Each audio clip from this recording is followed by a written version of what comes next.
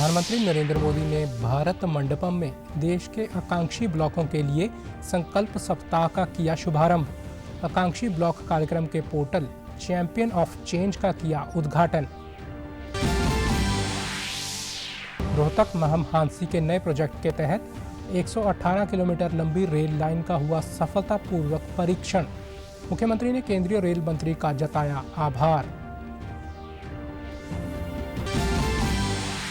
पंचकुला के government post graduate college में स्थित startup incubator come centre of excellence में प्रदेश के युवाओं को उद्यमी बनाने के लिए 3 दिवसीय कार्यक्रम हुआ संपन्न। और जींद के नरवाना में धान की पराली प्रबंधन के लिए जागरूकता कैंप का आयोजन। विधायक डॉक्टर कृष्ण लाल मिड्ढा ने पराली प्रबंधन में उपयोग होने वाली मशीनों को हरी झंडी दिखाकर किया रवाना।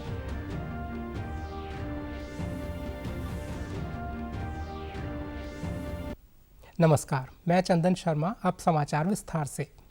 प्रधानमंत्री नरेंद्र मोदी ने नई दिल्ली के प्रगति मैदान स्थित भारत मंडपम में देश के आकांक्षी प्रखंडों के लिए सप्ताह भर चलने वाले विशेष कार्यक्रम संकल्प सप्ताह का शुभारंभ किया। इस अवसर पर प्रधानमंत्री ने आकांक्षी ब्लॉक कार्यक्रम के पोर्टल चैंपियन ऑफ चेंज का उद्घाटन किया। इस पहल का उद्देश्य नागरिकों के जीवन की गुणवत्ता बढ़ाने के लिए ब्लॉक स्तर पर शासन में सुधार लाना है। इस समारोह में देश भर के पंचायत तथा ब्लॉक स्तर के लगभग 3000 प्रतिनिधि शामिल हुए। साथ ही ब्लॉक और पंचायत स्तर के कार्यकर्ताओं, किसानों और अन्य वर्गों सहित लगभग 2 लाख लोग इस कार्यक्रम में वर्चुअली शामिल हुए। प्रधानमंत्री ने इस अवसर पर एक प्रदर्शनी की भी शुरुआत करते हुए उसका अवलोकन किया और वहां मौजूद लोगों से बातचीत भी की। संकल्प सप्ताह के शुभारंभ के इस अवसर पर आयोजित इस प्रदर्शनी में बहुत से स्टॉल लगाए गए हैं। गौरतलब है कि संकल्प सप्ताह 3 से 9 अक्टूबर तक देश के 329 जिलों के 500 आकांक्षी ब्लॉकों में मनाया जा रहा है। संकल्प सप्ताह के दौरान हर दिन अलग अलग विषयों के लिए समर्पित होगा, जिस पर सभी आकांक्षी ब्लॉक काम करेंगे। इस दौरान केंद्रीय राज्य मंत्री राव इंद्रजीत सिंह भी मौजूद रहे। प्रधानमंत्री नरेंद्र मोदी ने कार्यक्रम के दौरान ब्लॉक स्तर पर काम कर रहे लोगों से संवाद किया। इन सभी ने पीएम के साथ अपने अनुभव साझा किए। अपने संबोधन में प्रधानमंत्री ने भारत मंडपम में इस आयोजन के महत्व को रेखांकित किया। इस दौरान उन्होंने कहा कि जिस जगह G20 शिखर सम्मेलन के लिए दुनिया को दिशा देने वाले नेता इकट्ठे हुए थे, उसी स्थान पर 1 महीने के अंदर ये आयोजन सरकार के दृष्टिकोण को दिखाता है। पीएम ने इसके बाद कहा कि उनके लिए ये कार्यक्रम भी G20 से कम नहीं है। अभी वो लोग यहाँ जमा हुए हैं जो देश के दूर सुदूर गांव की चिंता करने वाले लोग हैं। आखिरी छोर पे बैठे हुए परिवार की चिंता करने वाले लोग हैं। उनकी भलाई के लिए योजनाओं को आगे बढ़ाने वाले लोग हैं। और इसी 1 महीने में यहां पर वो लोग बैठे थे जो दुनिया को दिशा देने का काम करते थे। यानी आप कैनवास का रेंज देख लीजिए। जिस भारत मंडपम में इसी 1 महीने में विश्व के गणमान्य नेता मिलकर के विश्व की चिंता कर रहे थे, उसी भारत मंडपम में मेरे देश के जमीनी स्तर पर बदलाव लाने वाले, मजबूती लाने वाले और हौसले बुलंद रख करके काम करने वाले मैं लाखों साथियों के साथ आज मिल रहा हूं। मेरे लिए गर्व की बात है। मेरे लिए समिट भी G20 से कम नहीं है। वहीं आकांक्षी जिला कार्यक्रम का जिक्र करते हुए प्रधानमंत्री मोदी ने कहा कि उस अभियान की सफलता ही आकांक्षी ब्लॉक कार्यक्रम का आधार बनी है। प्रधानमंत्री ने विश्वास जताया कि ये अभियान भी पूरी तरह से कामयाब होगा। देश के 112 जिलों में 25 करोड़ से ज्यादा लोगों का जीवन बदल दिया है। क्वालिटी ऑफ लाइफ में बदलाव आया है। ईज ऑफ गवर्नेंस में बदलाव आया है। और जो कल तक छोड़ो यार, बस जिंदगी पूरी कर लो, ऐसे ही गुजारा करना है, उस सोच में से बाहर होकर के वहां का समाज अब ऐसे नहीं रहना है, कुछ करके दिखाना है, इस मूड में। इसके बाद प्रधानमंत्री ने अपने संबोधन में कहा कि हम उस मॉडल को लेकर चलते हैं जिसमें बड़े शहर तो विकसित हों लेकिन गांव पीछे ना रह जाएं। पीएम ने कहा कि सरकार का लक्ष्य सभी देशवासियों के जीवन में सकारात्मक बदलाव लाना है।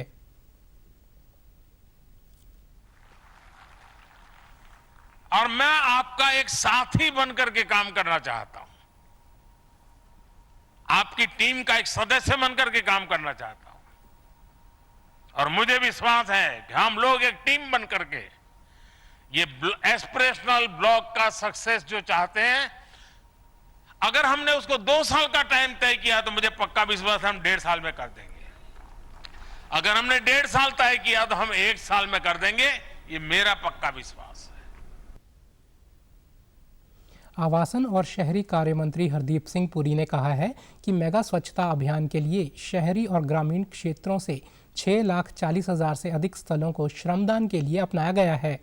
आज नई दिल्ली में स्वच्छता ही सेवा पर मीडिया से बातचीत में उन्होंने कहा कि बड़ी संख्या में रेजिडेंट वेलफेयर एसोसिएशन लगभग 1 लाख आवासीय क्षेत्रों में श्रमदान कर रहे हैं। उन्होंने कहा कि ग्रामीण समुदाय पूरे देश में लगभग 35,000 आंगनवाड़ी केंद्रों को गोद लेने के लिए आगे आए हैं। इस पहल में सेना, नौसेना, वायुसेना के जवान नागरिकों के साथ मिलकर मेगा स्वच्छता अभियान चलाएंगे। उन्होंने कहा कि प्रधानमंत्री का 1 तारीख 1 घंटा 1 साथ का आह्वान स्वच्छ भारत के लिए दुनिया का सबसे बड़ा स्वैच्छिक प्रयास हो सकता है। स्वच्छता के लिए श्रमदान होगा 1 घंटे के लिए। मुझे पूरी उम्मीद है कि this will firmly entrench the message कि ये अब जन आंदोलन है, ऑलरेडी है, बट ये we are taking this now to a new level of people's participation. Hardeep Singh Puri ने बताया कि 15 अगस्त 2014 को प्रधानमंत्री ने खुले में शौच मुक्त होने की बात कही थी और आज 9 वर्षों बाद करीब 4,000 लोकल बॉडीज ODF हैं। 19 all states had become open defecation free except one state. That was the state in 2019. Today even that state is open defecation free. It is entirely possible कि एक area declares open defecation free on the basis of third party verification. और 6-8 महीने अगर वो ध्यान ना दें, they could lose the status. So yes, I think by and large most areas are open defecation free. गौरतलब है कि हाल ही में अपने मन की बात कार्यक्रम में पीएम मोदी ने नागरिकों से 1 अक्टूबर को सुबह 10 बजे स्वच्छता के लिए 1 घंटे का श्रमदान करने की अपील की थी। प्रधानमंत्री नरेंद्र मोदी के आह्वान ने स्वच्छता को पूरे देश भर में एक जन आंदोलन बना दिया है। देश के कोने कोने में स्वच्छता का संदेश देने के लिए विभिन्न आयोजन किए जा रहे हैं और स्वच्छता को लेकर सरकार के इन्हीं प्रयासों का नतीजा है कि देश के गांव व शहरों की तस्वीर बदली है और एक नई जागरूकता पैदा हो रही है। प्रधानमंत्री नरेंद्र मोदी ने 2014 में कार्यभार संभालने के बाद से स्वच्छ भारत मिशन को सर्वोच्च प्राथमिकता दी है और पूरा देश स्वच्छता को जन आंदोलन बनाने के लिए प्रधानमंत्री के आह्वान के पीछे खड़ा हो गया। पीएम ने स्वच्छ भारत अभियान को नारों से निकालकर जमीन पर उतारा। नतीजा स्वच्छ भारत मिशन ग्रामीण कार्यक्रम देश भर में लाखों लोगों के स्वास्थ्य और कल्याण को बेहतर बनाने में सहायक रहा। 23 सितंबर 2023 के आंकड़ों के मुताबिक स्वच्छ भारत मिशन के तहत देश के 75% गांव अब ODF प्लस हैं। पिछले दिनों ही उत्तर प्रदेश ने स्वच्छ भारत मिशन कार्यक्रम के अंतर्गत 100% ODF प्लस कवरेज हासिल किया। राज्य के 95,767 गांव ने ठोस या तरल अपशिष्ट प्रबंधन प्रणालियों के साथ अपने को ODF प्लस घोषित किया है। यूपी के साथ अंडमान और निकोबार द्वीप समूह, दादर और नगर हवेली, गोवा, गुजरात, हिमाचल प्रदेश, जम्मू और कश्मीर, कर्नाटक, केरल, लद्दाख, पुडुचेरी, सिक्किम, तमिलनाडु, तेलंगाना, त्रिपुरा ऐसे राज्य हैं जिन्होंने 100% ODF प्लस गांव का लक्ष्य हासिल किया है। मोदी सरकार के 9 वर्ष पूर्ण होने पर प्रधानमंत्री के स्वच्छ भारत अभियान को जो उड़ान मिली, भारत की जनता ने ही यह उड़ान उसे दी है। उन्हीं की देन है कि आज हर गांव और शहर को स्वच्छ रखने की प्रतिस्पर्धा छिड़ गई है। शौचालयों के निर्माण से लोगों के व्यवहार में भी बदलाव आया है। पहले समस्याओं के समाधान के लिए कोई ठोस योजना नहीं थी।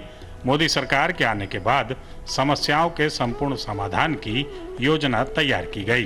तमाम योजनाओं को सफलतापूर्वक लागू भी किया गया। मध्य प्रदेश में इंदिरा गांधी राष्ट्रीय जनजातीय विश्वविद्यालय के कुलपति का कहना है कि महात्मा गांधी ने स्वच्छता पर बहुत ध्यान दिया था। देश के प्रधानमंत्री नरेंद्र मोदी भी स्वच्छता को लेकर बड़े आग्रही हैं। स्वच्छता अभियान के 9 वर्ष स्वच्छता पर मील का पत्थर साबित हो रहे हैं। पहले गांव में शौचालय के लिए लोग बाहर जाते थे। मोदी सरकार के जागरूक अभियान से गांव में लोगों में जो जागरूकता आई है, उससे लोगों के विचारों में भी बदलाव आया है। गांधी जी की स्वच्छता अभियान को प्रधानमंत्री नरेंद्र मोदी ने पंख दे दिया है। लोगों को समझ में आने लगा है कि स्वच्छता कितना जरूरी है। लोग जागरूक हो रहे हैं। महाराष्ट्र के वर्धा में स्थित महात्मा गांधी अंतर्राष्ट्रीय हिंदी विश्वविद्यालय के सहायक प्रोफेसर डॉक्टर सूर्य प्रकाश पांडेय का कहना है कि स्वच्छता पर भारत का जन, भारत का गण, भारत का मन आगे आ रहा है। स्वच्छता अभियान से न केवल आसपास का परिवेश सुंदर और स्वच्छ रखने में मदद मिली है, बल्कि स्वच्छता के इस अभियान से आए दिन बीमारी के कारण होने वाले खर्च में भी कटौती हुई है। कहते भी हैं कि स्वच्छता स्वास्थ्य के लिए खजाना होता है। ऐसे में खुद के गांव को तीर्थ मानकर उसे साफ सुथरा रखना होगा, तभी हमारा यह स्वच्छता अभियान सफल हो पाएगा। इस अभियान का उद्देश्य भी स्वच्छ भारत का लक्ष्य प्राप्त करना है। केंद्रीय संचार ब्यूरो नारनौल ने स्वच्छता ही सेवा के अंतर्गत आज राजकीय मॉडल संस्कृति वरिष्ठ माध्यमिक विद्यालय में एक कार्यक्रम का आयोजन कराया, जिसमें छात्रों द्वारा श्रमदान करवाया गया और उन्हें स्वच्छता की शपथ भी दिलवाई गई। इस मौके पर प्राचार्य ओम प्रकाश मोरवाल कहा कि स्वच्छता में ही परमात्मा का वास है। जहाँ स्वच्छता होती है वहाँ बीमारियों भी नहीं पनपती और हम स्वस्थ जीवन जी सकते हैं। उन्होंने छात्रों से अपील करते हुए कहा कि राष्ट्रपिता महात्मा गांधी के स्वच्छ भारत के सपने का साकार करने में अपना योगदान दें और अन्य लोगों को भी इसके लिए प्रेरित करें। वहीं विभाग के प्रवक्ता राजेश अरोड़ा ने कहा कि 1 अक्टूबर यानी कल प्रातः 10 बजे सभी लोग 1 घंटा श्रमदान करके महात्मा गांधी को श्रद्धांजलि दें व देश को स्वच्छ रखने में अपना योगदान करें। उधर जिला नेहरू युवा केंद्र संगठन द्वारा नारनौल के ही राजकीय कन्या वरिष्ठ माध्यमिक विद्यालय में मेरी माटी मेरा देश के तहत अमृत कलश यात्रा और स्वच्छता रैली का आयोजन किया गया, जिसमें नेहरू युवा केंद्र और स्कूल के स्टाफ ने विद्यार्थियों को स्वास्थ्य के प्रति जागरूक करते हुए स्वच्छ भारत अभियान के उद्देश्यों के संबंध में जागरूक किया। रोहतक के घड़ी और हिसार के हांसी के बीच बनाई गई नई रेलवे लाइन तैयार हो गई है। केंद्रीय रेल मंत्री अश्विनी वैष्णव ने सोशल मीडिया प्लेटफॉर्म एक्स पर जानकारी देते हुए बताया कि रोहतक महम हांसी के नए प्रोजेक्ट के तहत 118 किलोमीटर लंबी लाइन का कार्य पूरा हो गया है, जिसका आज सफलतापूर्वक परीक्षण किया गया। इस लाइन के सफलतापूर्वक परीक्षण के बाद मुख्यमंत्री मनोहर लाल ने केंद्रीय रेल मंत्री का आभार जताते हुए कहा कि हरियाणा में रेल परियोजनाओं को गति देने के लिए रेल मंत्री का हृदय से आभार व हरियाणा वासियों को बधाई। इन रेल परियोजनाओं से न सिर्फ प्रदेश में कनेक्टिविटी को नई दिशा मिल रही है, अपितु रोजगार के अवसर बढ़ने के साथ ही लोगों के लिए सफर भी सुगम हो रहा है। पंचकुला के गवर्नमेंट पोस्ट ग्रेजुएट कॉलेज में स्थित startup incubator come centre of excellence में प्रदेश के युवाओं को उद्यमी बनाने के लिए 3 दिवसीय का कार्यक्रम का आयोजन किया गया। ये कार्यक्रम उन युवा छात्रों और छात्राओं के लिए एक सुनहरा अवसर साबित होगा जो अपने स्टार्टअप आइडिया को आगे बढ़ाने के इच्छुक हैं। स्टार्टअप इंक्यूबेशन सेंटर के इंचार्ज विनीत खुराना ने बताया कि अपने आइडिया को बिजनेस में कैसे बदला जाए, यही इस कार्यक्रम का मुख्य उद्देश्य है। इसके लिए 650 विद्यार्थियों को प्रेरित किया गया। इनमें से 150 विद्यार्थियों का चयन किया गया। अपने आइडियाज को जूरी मेंबर्स के सामने, इंडस्ट्री एक्सपर्ट्स के सामने पिच करके 1 लाख रुपए की नकद राशि वो पाएंगे, विन करेंगे और उसके बाद सीरियसली अपने बिजनेसेस को बिल्ड करेंगे। भारत सरकार का जो ये प्रयत्न है कि ज्यादा से ज्यादा बच्चे, ज्यादा से ज्यादा युवा अपने खुद के रोजगार की तरफ जाए, स्वरोजगार की तरफ जाए उस पूरे मिशन को हम लोग इस इनिशिएटिव के जरिए आगे लेके जा रहे हैं।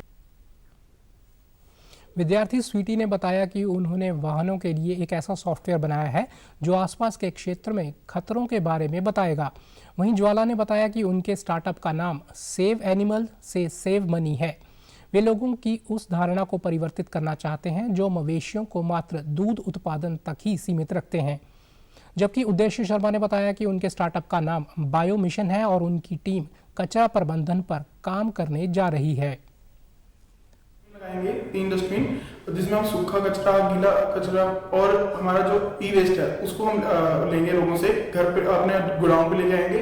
गोडाउन से हम उसको सेग्रीगेशन करके आगे सेल करेंगे। जो रिसाइकलिंग प्लांट्स लगे हुए हैं हम उनको सेल करके प्रॉपर घरों में प्रॉपर उसको एक यूजेबल प्रोडक्ट बना के वापस उनको देंगे कस्टमर्स को। मैं उन लोगों की थिंकिंग चेंज करना चाहती हूँ जो जानवरों को सिर्फ दूध के लिए इस्तेमाल करके और उन्हें रोड पे छोड़ देते हैं, जिसकी वजह से स्ट्रे एनिमल्स की तादाद ज़्यादा होती जा रही है और एक्सीडेंट बढ़ते जा रहे हैं। मैं इस चीज़ को रोकने के लिए मैं वर्मी कंपोस्ट उन जानवरों से मैं वर्मी कंपोस्ट तैयार करूंगी और इतनी प्रोडक्टिविटी बढ़ा के दूंगी जिससे फार्मर्स का भी फायदा होगा और लोगों का एक्सीडेंट नहीं होगा और जानवर भी बचे रहेंगे। मैं इकोनॉमिक बैलेंस बनाने की कोशिश करूंगी। न्यू सॉफ्टवेयर के बारे में बताऊंगी। मेरे सॉफ्टवेयर के अंदर सेंसर्स, कैमरास होंगे। जो सेंसर्स और कैमरास 4 व्हीलर्स में यूज होंगे, वो उन जो 4 व्हीलर्स में कैमरास और सेंसर्स होंगे वो क्या काम करेगा, जो हमारे आसपास का रेडियस है वो ये बताएगा कि आपके आसपास के रेडियस में क्या डेंजर है और फिर उस डेंजर को डिटेक्ट करके हमें इंस्ट्रक्शंस देगा। वो ऑटोमेटिकली कार वहीं पे रोक देगा जिससे कि एक्सीडेंट्स कम हो जाएंगे। प्रदेश सरकार पराली जलाने की समस्या का स्थायी समाधान करने के लिए निरंतर प्रयासरत है। इस कड़ी में आज जींद के नरवाना स्थित लघु सचिवालय में किसान जागरूकता शिविर का आयोजन किया गया। इस दौरान डॉक्टर कृष्ण लाल मिड्ढा व उपायुक्त मोहम्मद इमरान रजा ने अवशेष प्रबंधन करने एवं पराली की गांठ बनाने वाली मशीनों को हरी झंडी दिखाकर रवाना किया। विधायक डॉक्टर कृष्ण लाल मिड्ढा ने कहा कि धान के अवशेष प्रबंधन में सरकार व विभाग द्वारा किसानों को अनेक कृषि यंत्र उपलब्ध करवाने के साथ साथ किसान को आर्थिक प्रोत्साहन भी दिया जा रहा है। धान अवशेष जलाने से जमीन की उपजाऊ शक्ति कमज़ोर होती है और मित्र कीट एवं अन्य पोषक तत्व समाप्त हो जाते हैं, जिससे लगातार पैदावार कम होती है। उपायुक्त मोहम्मद इमरान रजा ने कहा कि फसल अवशेष प्रबंधन के लिए ज़िले में 13 मशीनें किसानों के लिए उपलब्ध करवाई गई हैं। इसके अलावा 2000 के करीब अन्य कृषि यंत्र भी विभाग द्वारा उपलब्ध करवाए जा रहे हैं। उन्होंने कहा कि एक मशीन प्रतिदिन में 200 एकड़ में धान अवशेष की गांठ बनाने की क्षमता रखती है। इन मशीनों की सेवाओं के लिए किसान कृषि यंत्र साथी ऐप पर ऑनलाइन बुकिंग करवा सकते हैं। ये सब मशीनों का शुभारंभ हुआ है, तो ये किसान से एक बात ये कही जा रही है कि किसी प्रकार से भी आप पराली मत जलाइए और पर एकड़ आपको 4600 रुपये की राशि मिलेगी। इस प्रकार से किसान को तो वैसे ही पराली का कहीं ना कहीं यूज करना है, लेकिन उस पराली से कहीं अनेक प्रकार की चीज़ें बनेंगी इस तंत्र यंत्र से, तो जिसका फायदा आम व्यक्ति को मिलेगा। खाद भी बनेगी और अनेक प्रकार की कई चीज़ें बनेंगी। 300 से अधिक विलेजेस है जिसमें करीब 96 हमारे जो गांव हैं उसमें वो रेड और येलो कैटेगरी में आते हैं। तो हमारा इस बार प्लानिंग इस प्रकार की है कि उद्देश्य हमारा ये रहेगा कि हम इसको जीरो कर लें, और अगर जीरो नहीं हो सकता तो कम से कम 10 से कम ये जो फायर जो आग लगाने के जो हादसे होते हैं ये कम से कम। वहीं बायोमास एनर्जी प्लांट जींद के प्रबंधक राघवेंद्र ने किसानों को बेलर मशीन व अन्य कृषि यंत्रों की व्यापक जानकारी दी। उन्होंने बताया कि जल्द ही विभाग द्वारा हेल्पलाइन नंबर शुरू कर दिए जाएंगे जिन पर मशीनों के इस्तेमाल के लिए किसान सीधा संपर्क कर सकेंगे। अभी जो नई मशीन आई है इसकी कैपेसिटी बहुत ही हायर है। इस मशीन को अगर हम यूज करते हैं तो किसान सिर्फ 1 से 2 दिन में अपने खेत को खाली करा सकता है। ये अगर 200 एकड़ बनाती है, 200 एकड़ को बनाने में इसको टाइम नहीं लगते। केंद्रीय शिक्षा मंत्री धर्मेंद्र प्रधान ने आज नई दिल्ली में भारतीय भाषा उत्सव और तकनीकी तथा भारतीय भाषा सम्मेलन का शुभारंभ किया।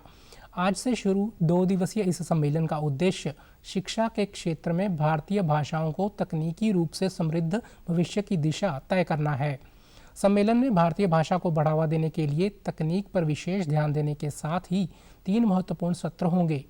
इनमें शिक्षण, प्रशिक्षण, परीक्षा और शैक्षिक सामग्री के अनुवाद में प्रौद्योगिकी की भूमिका शामिल है। इस मौके पर केंद्रीय मंत्री ने कहा कि भारतीय भाषा के दायित्व में गृह विभाग का अहम योगदान है। गृह विभाग की भी बहुत बड़ा भूमिका है। राजभाषा यानी शासकीय भाषा की दायित्व उन्हीं के पास है। एक होल ऑफ गवर्नमेंट अप्रोच में भारतीय भाषा उत्सव को मनाने का निर्णय हुआ है। आज उसका एक औपचारिक उद्घाटन हो रहा है। अभी उसकी एक झलक हम लोगों ने देखा। 22 भाषा की कुछ सेकंड्स की आप लोगों ने एक मनमोहक इसका ट्रेलर देखा। केंद्रीय शिक्षा मंत्री ने कहा कि भारत में भाषा, संस्कृति और सभ्यता हमारी भौगोलिक पहचान है। और सभ्यता, लैंग्वेज, कल्चर और सिविलाइजेशनल लिंक, दुनिया में शायद उसकी परिभाषा अलग अलग होगी, लेकिन भारत में एक इकाई के नाते कोई व्यक्ति खड़ा होता है, उसकी उच्चारण, उसकी पहनावा से उसकी सामाजिक संस्कृति का प्रतिफलन होता है, उसकी भौगोलिक परिचय का प्रतिफलन होता है। ये सारा विषय हमारी भारतीय ज्ञान परंपरा के हिस्सा है। केंद्रीय सूचना एवं प्रसारण मंत्री अनुराग सिंह ठाकुर हिमाचल प्रदेश के दौरे पर हैं। केंद्रीय मंत्री ने हिमाचल के ऊना में सम्मान समारोह में भाग लिया। कार्यक्रम को संबोधित करते हुए उन्होंने कहा कि नए संसद भवन परिसर में महिला आरक्षण बिल को पारित किया गया, जो पहले की सरकारों ने नहीं किया। कभी आपस में लड़ जाते थे, कभी बिल फाड़ देते थे, लेकिन बहनों को आरक्षण नहीं दिलाते थे। नरेंद्र मोदी जी ने वायदे नहीं किए, पूरा करके दिखाया है। विशेष सत्र बुलाया, नया संसद भवन शुरू करवाया, और उस नए संसद भवन में जब गणेश चतुर्थी की हम बात करते हैं, शुभ कार्य शुरू होता है, तो उस समय नए संसद भवन में नया बिल कोई बना तो नारी शक्ति बंधन बिल बनाकर देश की महिलाओं को।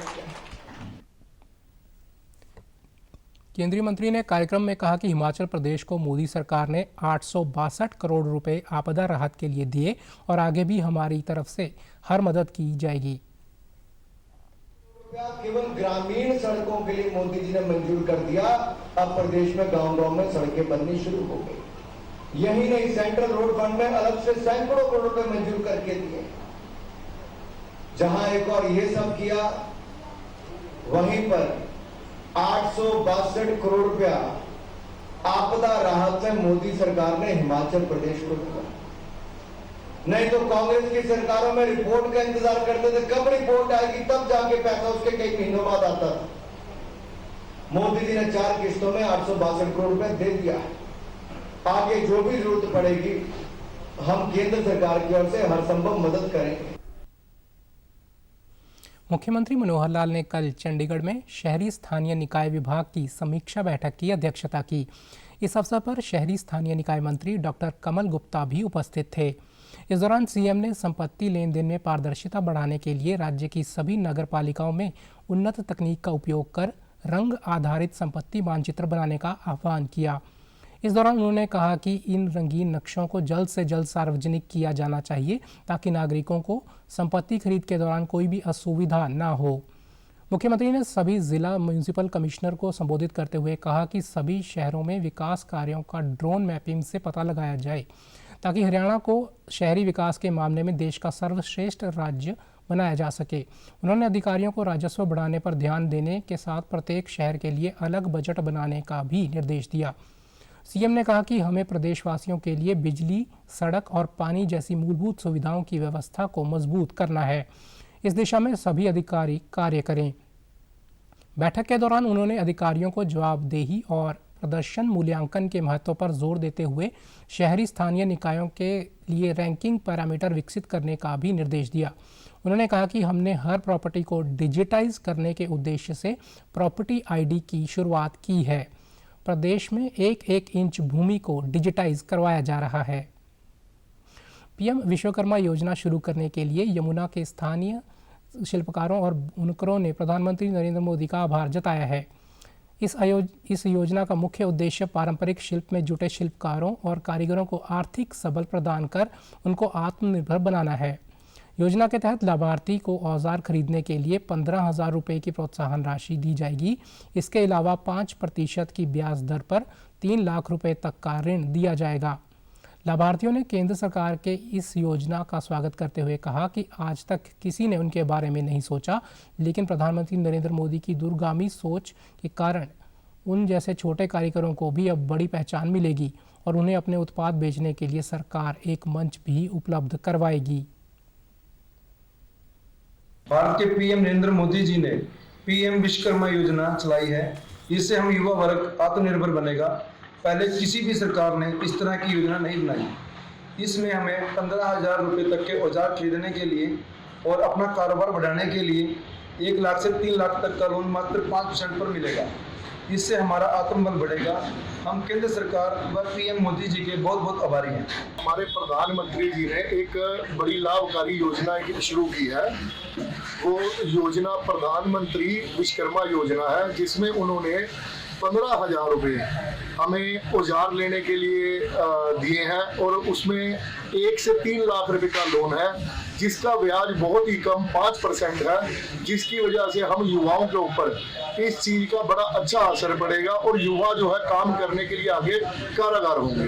प्रधानमंत्री का शुक्रिया अदा करना चाहता हूं, जिन्होंने प्रधानमंत्री विश्वकर्मा योजना के तहत 15,000 रुपये सालाना औजारों के लिए और 1 से 3 लाख रुपए तक का लोन मात्र 5% सालाना पर स्कीम निकाली है, जिससे मैं तो लाभ लूंगा ही लूंगा, मेरे सारे कारीगर भाइयों का भी लाभ होगा और मैं उनका तहे दिल से शुक्रिया अदा करना चाहता हूँ। पीएम विश्वकर्मा योजना एक आई है जो प्रधानमंत्री जी लागू किया हमारे लिए।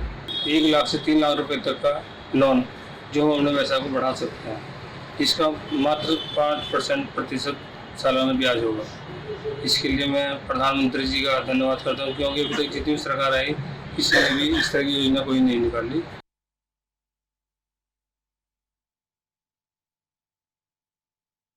संरक्षण पॉस्को अधिनियम के तहत सहमति की मौजूदा उम्र को बरकरार रखने की सिफारिश की है।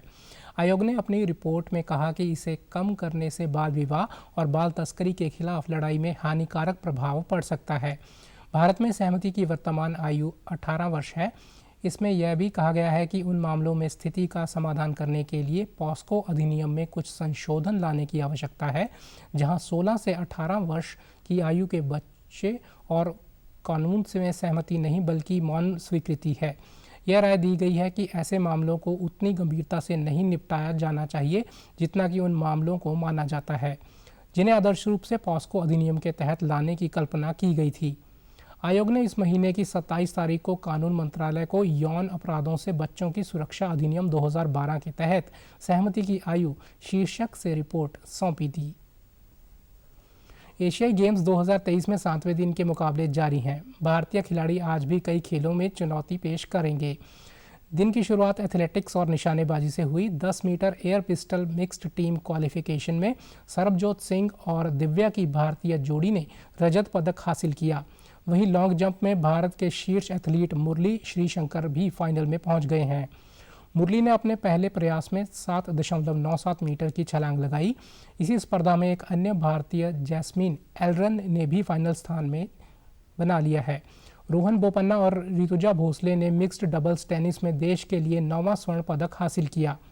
उधर महिलाओं की 100 मीटर की बाधा रेस में भारत की ज्योति ने फाइनल में जगह बना ली है। वो क्वालिफिकेशन में दूसरे नंबर पर रहीं और उन्होंने 13.03 सेकंड का समय निकाला।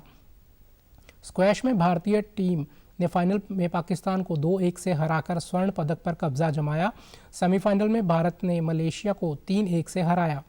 भारत ने 10 गोल्ड के साथ अब तक प्रतियोगिता में कुल 36 पदक जीते हैं। प्रधानमंत्री नरेंद्र मोदी और केंद्रीय खेल मंत्री अनुराग सिंह ठाकुर ने सभी विजेता खिलाड़ियों के उज्जवल भविष्य की कामना करते हुए उन्हें शुभकामनाएं दी।